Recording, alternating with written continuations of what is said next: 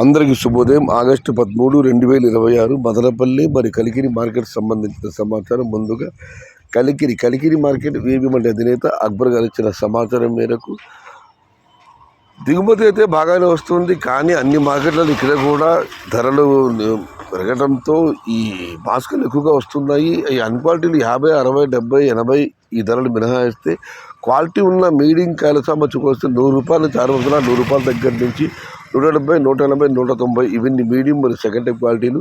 Top క్వాలిటీలు, top ధరలు క్వాలిటీని బట్టి ₹200 దగ్గర నుంచి ₹250. మొత్తం మీరు చూస్తే ₹100 నుంచి ఆరంభ ధర, ₹230 ముగింపు ధర, టాప్ అండ్ టాప్ ₹250.